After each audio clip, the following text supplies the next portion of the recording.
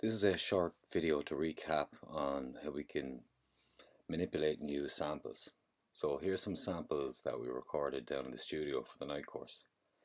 So the first thing we'll look at is how to use these in a drum rack.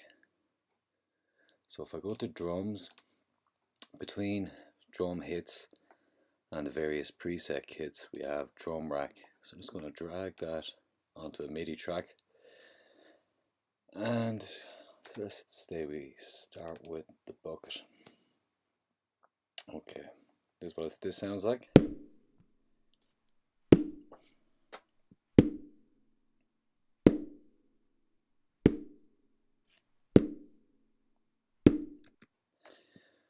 Okay, so I can use any of these. Let's say I pick this one. Now, what I'm going to do is I'm going to set up the start and end marker in the clip view.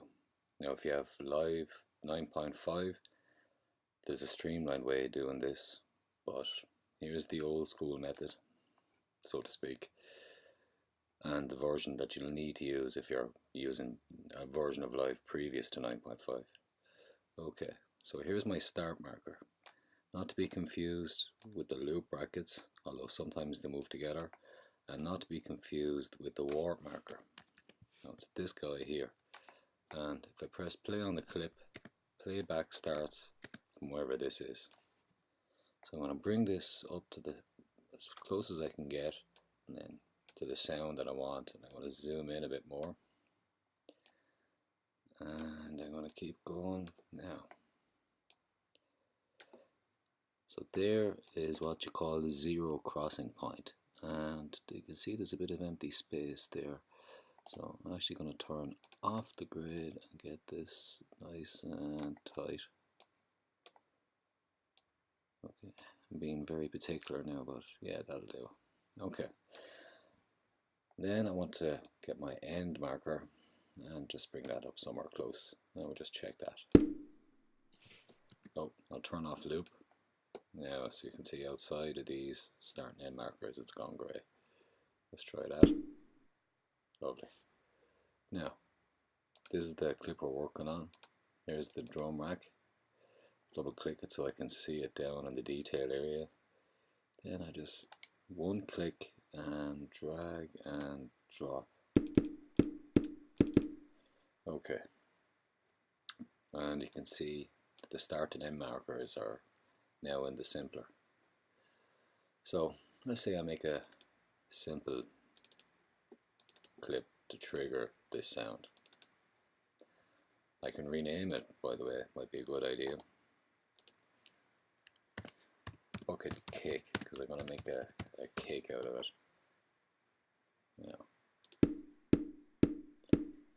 Now, what do I want to do? I can increase the volume using this section. I can transpose it in semitones. If I go down -12,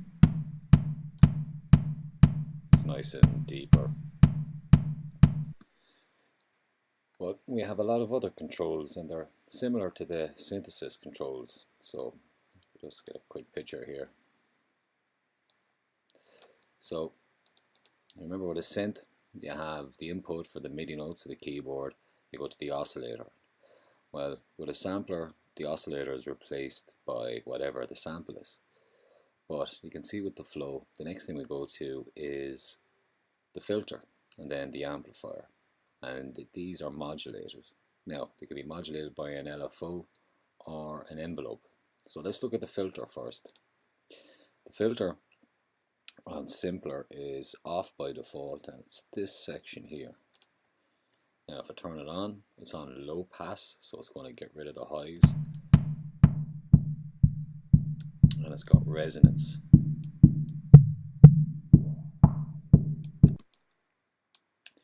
Now if I want to make this a kick has almost like when you're synthesizing a bass sound. It has a nice kind of brighter pluck at the start. Alright, you can get nice kicks this way. So if I want a filter envelope, I need to go to this section here. We have 3 envelopes, one for volume, filter, pitch. There's the filter one, and I need to turn it on with this little square. Now the envelope amount, how much this envelope affects the filter, is set by this value here. So I'm just going to pick 40 just for the minute. Now just quickly to go back on envelopes.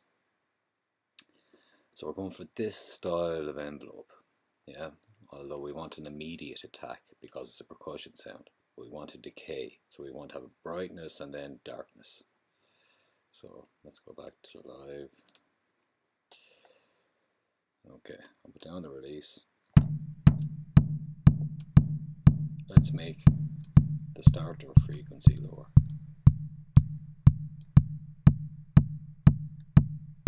Now you can kind of get what I'm at.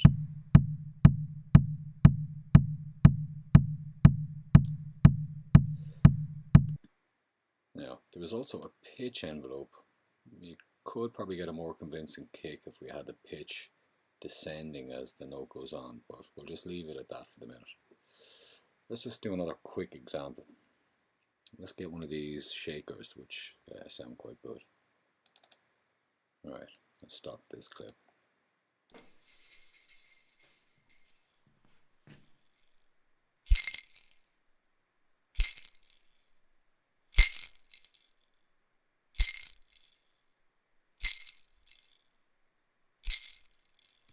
Let's pick this one. I'm going to do it exactly the same way. I'll bring up my start marker, zoom in,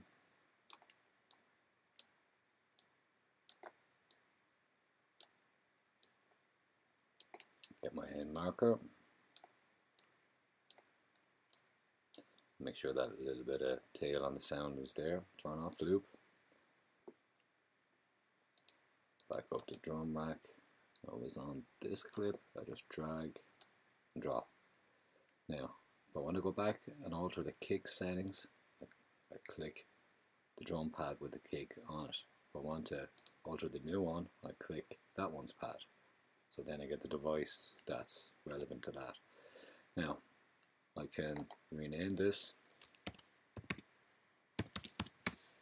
shaker. Okay.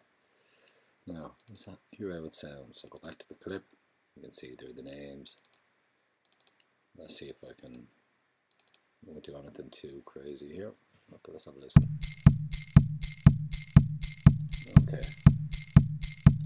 Now, you can transpose again.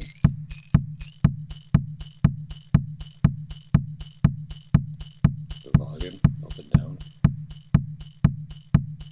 We can filter it.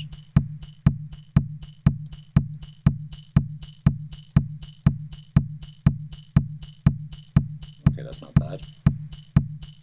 You can put the filter envelope on.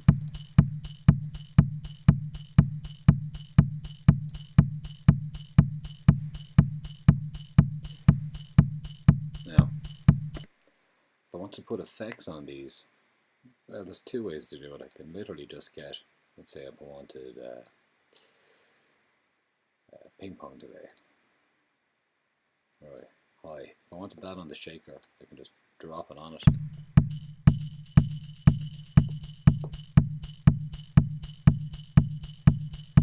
Or if you prefer, you can unfold the tracks and then it's like you have a separate track view for each.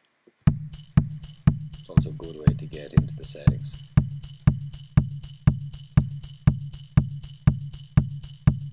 Now we'll try that pitch envelope thing. I haven't practiced this, so God help me.